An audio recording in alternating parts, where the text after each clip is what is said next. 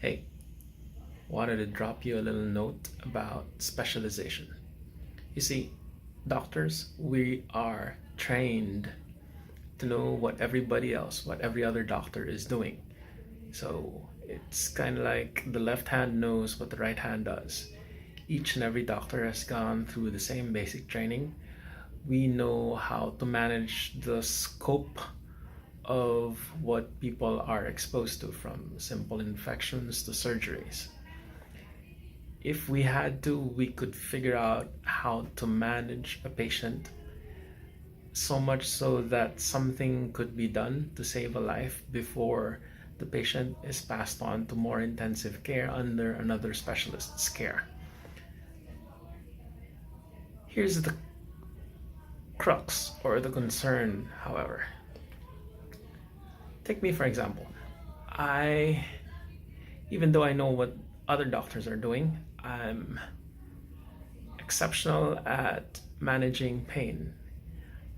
I've trained heavily for it and I have tons of experience in this area.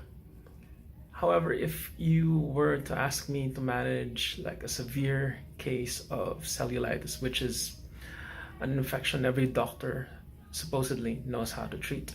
Well, if I were to manage cellulitis, I have to review all the protocols. I can't assume that what used to work the last time I checked still works. By example, there are lots of infections nowadays which are resistant to stuff that we used to be able to use.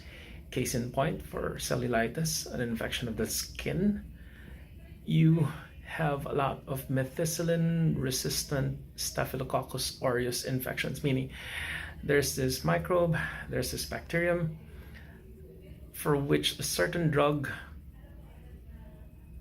a special drug, used to work, but it no longer does. There are lots of cases of resistance and we have to deal with that. So for me to just assume that what I used to know will still work, that's heavily delusional. So what a good doctor does is he will have to check all of the data, update himself, and make sure that he's following the latest protocols, and then reference this against what he used to know, and then update his understanding, and then look at how the patient is and treat accordingly with an updated protocol. But the time it takes to update yourself on protocols, to make sure that you're at the cutting edge and you're doing things right, you're doing the best for your patient, well, that takes time. Take my case, for instance. I'm convinced that I read pretty fast and have a pretty good grasp of a wide range of things, and definitely am well versed in understanding what other medical professions are doing. But it'll still take me at least 30 minutes, perhaps half a day, to scrounge around, to look for and to settle on the correct protocol that I'm sure is updated before I have before I have the right to say that I'm doing good by my patient. And the effort that it takes, 30 minutes, half a day, that it takes for me to have to update on a protocol, well, that's that time could have been spent with me serving this patient better in other areas, or me making sure that I devote proper time to my other patients who need me for what I'm particularly good at. So what I'm trying to say is, while I'm good for something and I'm exceptional for certain other things, my best use for you is limited to what I'm exceptional at, what I'm the best at. And it's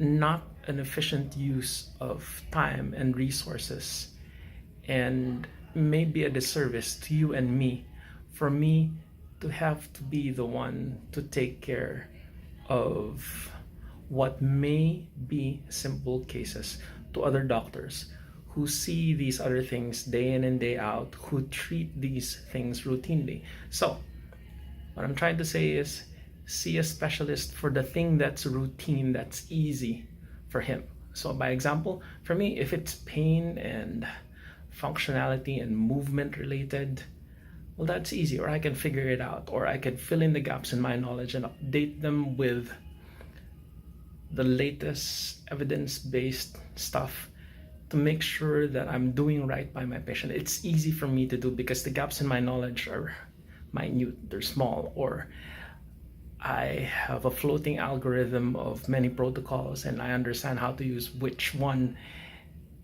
and I can adapt easily because I've trained my mind around the regimens which are useful, and I've already learned to clarify, to isolate, to discard stuff that doesn't work. So it's easier for me because the database that I have to search for something that I need to update my clinical skills, it's smaller, and my efficiency at hunting, searching for what I need and what I lack in understanding, well, that gap is smaller, that gap is easily braced, the search is smaller, and it's easier for me to do for the thing that I'm great at, and it takes a lot more for stuff I'm not good at.